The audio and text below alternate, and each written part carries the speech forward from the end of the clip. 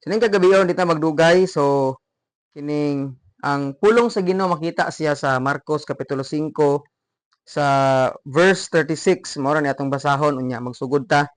Ingon ang pulong sa Dios wala tagdan ni Jesus ang ilang gisulti kaniya.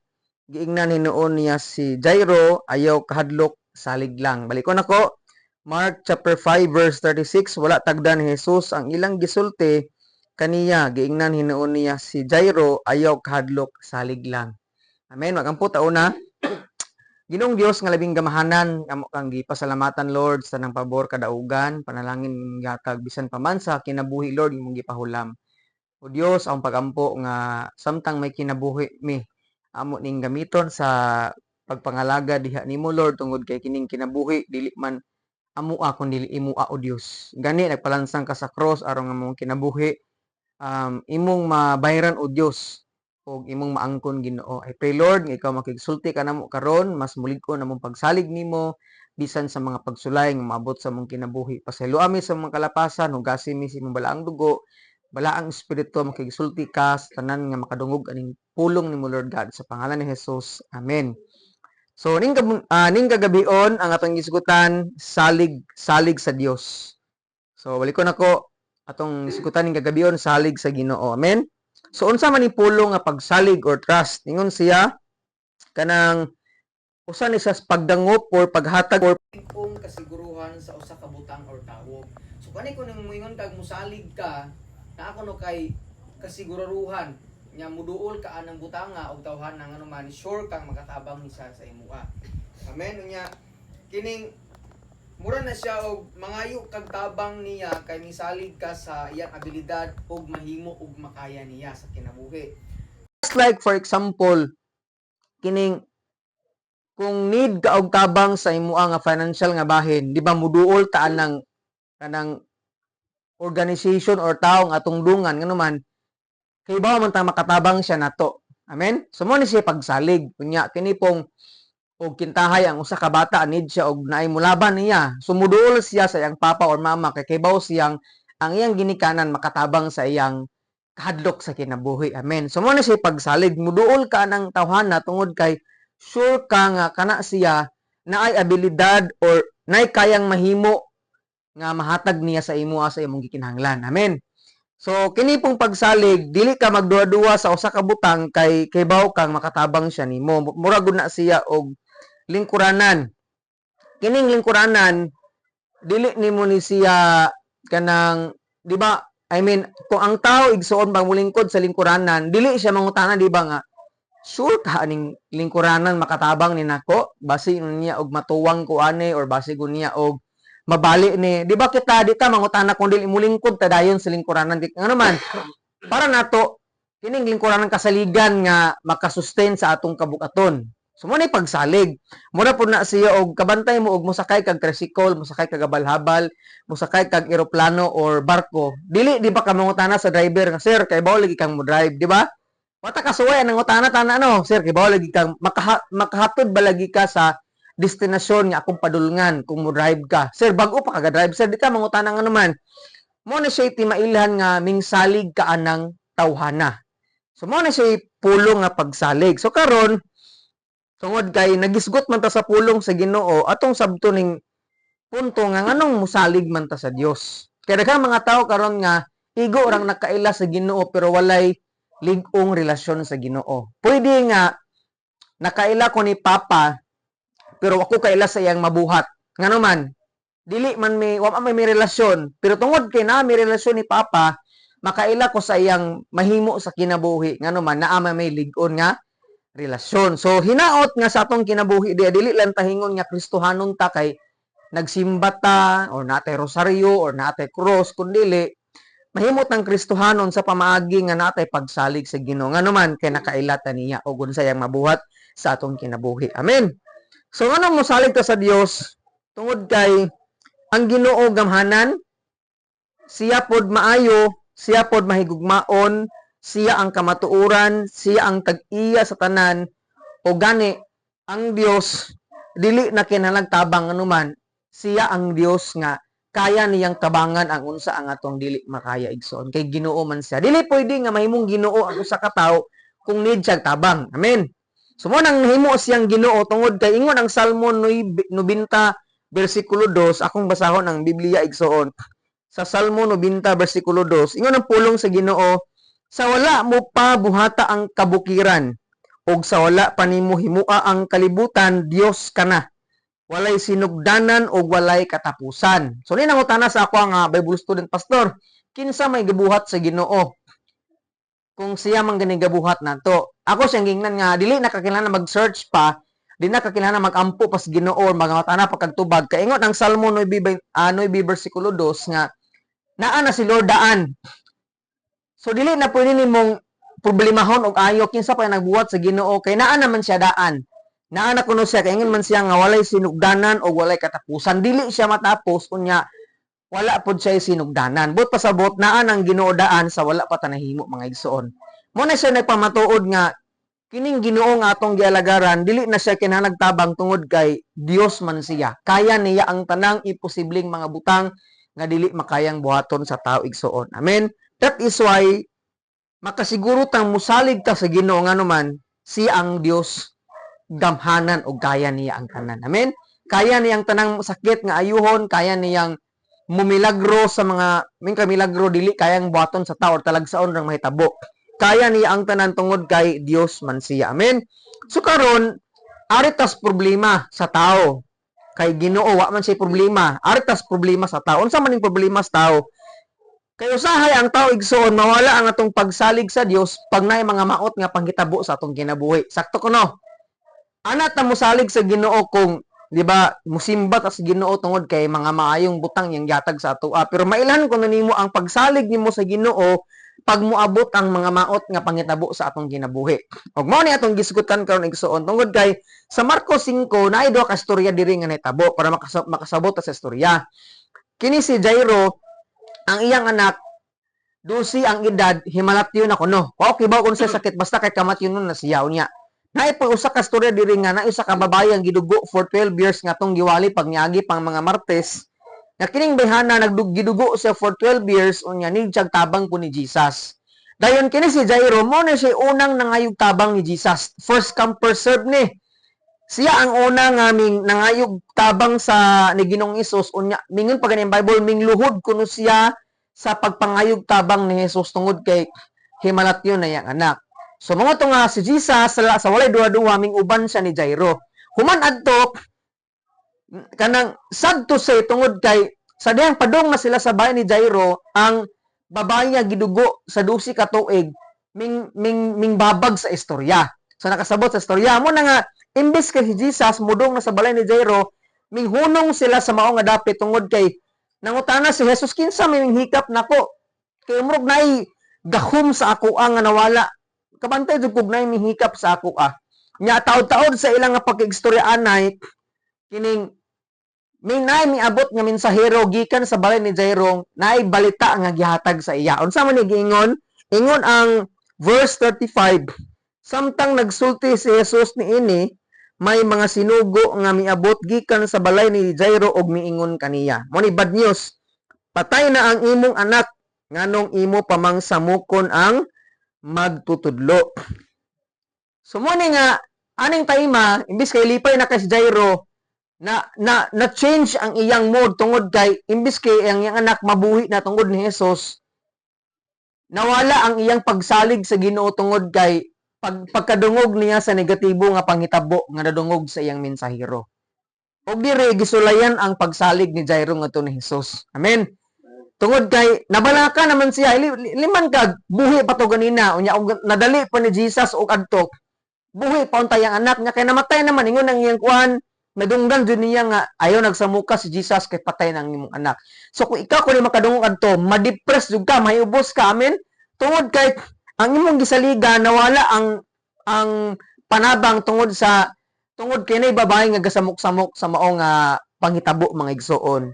Pero unsa may giingon ni Jesus aning mao nga ni Jairus. Ingon ang verse 36, mo na kining mo ni siya response. Mao na ako'y punto nga ihatag sa ato ang respondar ni Jesus ngadto ni Jairo nga atong makatunan po ning kagabion. Amen. So ingon ang verse 36, wala tagda ni Jesus ang ilang gisulti kaniya, giingnan hinuon niya si Jairo, ayaw kahadlok, salig lang. Amen. Ingon Jesus nga, wala tagda ni Jesus ang ilang gisulti. Wala nagtagad si Jesus nga napatay na yung anak. Ingon siya nga, Jairo, ayaw kahadlok, salig lang. So ning kagabion, muhatag kog unang punto kining ang point nako is, number one point nako is dili mahadlok. Amen. Dili magtagad sa istorya sa tao og dili mahadlok. Ngano man, ang pagkahadlok igsuon og tungod sa mga dungog nimong negatibo, mao ni siya magparalyze sa tawo ug tungod ni ini mao ang nagtagpagsalig sa Ginoo. Kabantay mo sa mga balita karon kung magsige ka paminaw og balita na ay madisgrasya, na ay nadinggi, na ay nasunugan, na ay nabahaan. Usa nis mga pamaagi sa kaaway nga maghatag na tog pagka-paralyze. Kining pagkahadlok baya mo ni siya usak ka ti mailan nga ang tao dili ko musalig sa Ginoo. Nga naman nag-focus na siya sa kahadlok nga iyang nakita og nadungog ug wala na siya ming salig sa Ginoo unsay mabuhat sa Ginoo sa iyang kinabuhi. Amen. Sama adtong ang mga disciple kauban ni Pedro nagsakay sila sakayan unya ang sakayan gianod-anod sa bagyo nya hangin kaayo tong panahon na dayon tungod sa kahadlok kita pagid sila murang multo kuno galakaw abi nila ungo man si Jesus galakaw sa tubig kay wa may tawo maglakaw babaw sa tubig mo tong hadlok sila ayo si Jesus ayaw ka mug kahadlok ako kini atong panahon na gipahinumduman ni Jesus nga sa panahon sa mga problema sa kinabuhi pagsulay bisan pag natay kahadlok pero gusto ni Lord nga dasigon ta niya pagbalik nga dili maghari dapat ang kahadlok sa atong kinabuhi. Kamantay mo sa Bible kung nag-study mo sa Bible sa akong pagtuon na ay 365 ka pulong nga gisulti ang Ginoong ayaw kahadlok. Pila ka adlaw ang usa ka tuig? 365. Ya sa Bible 365 times po gibalik-balik ang pulong nga ayaw kahadlok. Nagpasabot na igsuon nga sa atong kinabuhi gitudluan ta sa Ginoo nga dapat dili ta mahadlok sa atong kinabuhi. Amen. Tungod kay dili kabubuton sa Ginoo ning mahadlok ta og sala po ning pagkahadlok. Atong inumduman nga ang sala mga igsoon dili lang tong pagbuhat og dautan. Okay? Kaya atong una man makasala ni siya kay napriso, nakapatay, nakarape, naginganig binuhatan. Pero ang sala day pod ang dili pagbuhat sa gisugo sa Ginoo. Ingon si Lord ayaw kabalaka, ayaw kahadlok. But pasabot kung mahadlok ta og mabalaka, wala na ta nagsalig sa Ginoo. Usa na siya katimailhan nga sala na nga atong gibuhat mga igsuon. Amen. Kung natay mga problema karon sa kinabuhi, mga sakit nga murag dili wala na kaiwan og mohamtong sa grabing pangsakit. Gitudluan ta sa Ginoo nga di ta mag-focus sa problema kundi mag-focus ta sa pwedeng buhaton sa Ginoo. Amen. Muna nga ang sekreto igsuon nga di ta mahadlok, dili ta magsigig paminaw sa negatibong mga balita. Di ta magsigig paminaw sa mga istorya nga dili maayo. Ngano man, mo na siya kanang usas mga instrumento nga buhaton sa kaaway nga mahadlok ta. Kung kabantay mo ani igsuon kining kamot, kung magtan-aw kas palibot, kining hanap ang kamot, di ba? Pero kining kamot imong fokusan, mahanap ang palibot. Tanawan ninyo. So ingana usab kuno na kung naatay pagsalig sa Ginoo nga pag once nga magtan-aw tas palibot nga dita mo tutok sa Ginoo mahadlok gyud ta pero mag-focus ta sa Ginoo mahanap ang palibot nato. But pasabot nga pag natay focus nga pangunhaw na diha sa Ginoo dili og mahanap na ang mga butang sa kalibutan igsuon. Kung mag-focus ka ni Lord dili sa sala magkagamay ang imong binuhatan sa sala kay nag-focus man kaniya. Amen? So manas kinabuhi unang punto, dapat dili ta maminaw sa mga negatibo o dili mahadlok. Ikaduha, dapat tang musalig sa Ginoo. Ngano man ingon siya ayaw kahadlok, giingnan hinuon niya si Jairo, ayaw kahadlok, salig lang. Amen? Ingon siya nga salig lang. So sa kinabuhi igsuon, kining wata kahibaw di ba sa atong umaabot nga kinabuhi. Walay tao nga nakahibalo ano sa matapos ang kinabuhi sa tao. Bisan ako okay ba og anus ako tama nang akong edad.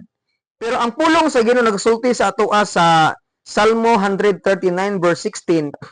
Nag-ingon sa diri sa Salmo 139 verse 16. Ingon si David, nakita mo na ako bisan sa wala pa ko mahimugso.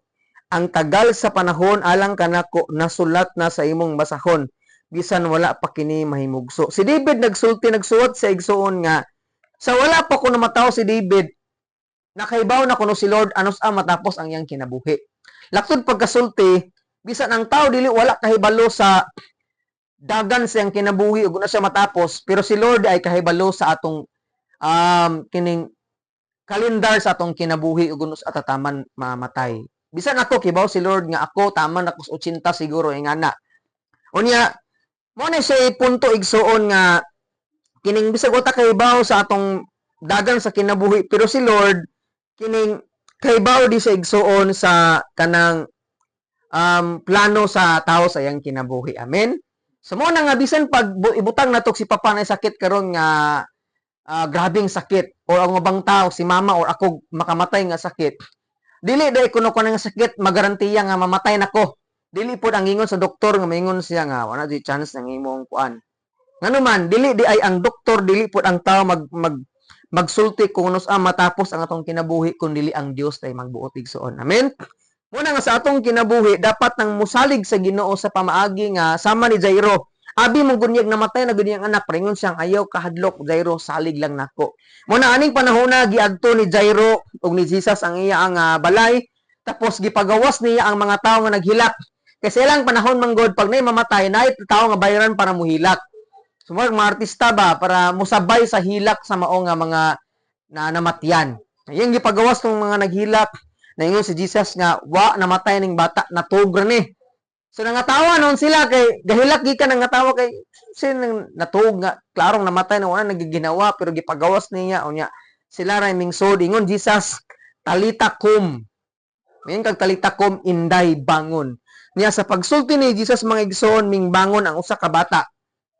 Katong babayi nga 12 years old na unya nabuhi siya pabalik niya gipakaon si ni Jesus. Nga naman igsoon sa kinabuhi nato murag usahay mawad antag paglaom tungod sa panghitabo nga miabot sa ato pero pag once day mo salig ta si Ginoo tagaan ta niya kalig-on o kusog. Ingon ang Isaiah 40 bato titsa nga kining kanang ang batan-on og ang kini kuno mga batan-on maluya og mawad kusog apan ang musalig sa Ginoo tagaan niya bag-ong kusog. Mo nang igsoon sa atong kinabuhi usahay wa tay kasaligan kay wa tay kwarta, wa tay kadato, pero pag once nga musalig sa Ginoo tagaan ta nag bag-ong kusog aron makapadayon ta sa atong kinabuhi. Kining pagsalig igsoon dili pwedeng musalig kuno ka sa Ginoo kung wala kay basa-basa o paminaw siyang pulong. Amen. Og wala kay ampo-ampo pud niya. Kay kining pagsalig manggod dili na siya pwedeng musalig ko ni Papa o na ako'y relasyon ni Papa pero ako'y di ko makigsulti niya, di po ko maminaw niya. So ingana usab na kuno sa Ginoo. Dili kuno pwedeng moingon ka nga misalig ka sa Dios pero wala kay relasyon sa iya sa pamaagi nga mobasa ka siyang pulong, maminaw ka siyang pulong ug magampo kaniya. Amen. Muna ang usaya mga digsoon maningkamot og ayo bugsulbad sa problema pero nalimtan nato ang pagsalig sa Ginoo sa pamaagi nga mobasa ta siyang pulong, mangin kwarta niya og muampo ta sa Dios igsoon. Kay una mo sa tao kining pagbasag Bible o kining pagampo, walay gamit o walay pulos. Sayop sila nga naman. Daghang mga tao karon nga na disgrasya, daghang mga tao karon nga na prison, nadaot ang kinabuhi nga naman wa sila relasyon sa Ginoo. Wa sila basa-basa sa iyang pulong, walay pagtahod sa Ginoo dili kay bawang muampo sa iya.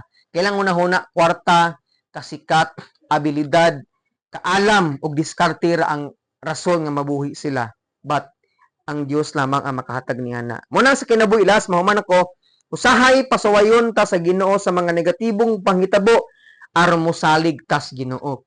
Kay dili man ta mosalig sa Ginoo kung dili daw ta patagaag pagsulay sa Ginoo mga igsoon. Amen.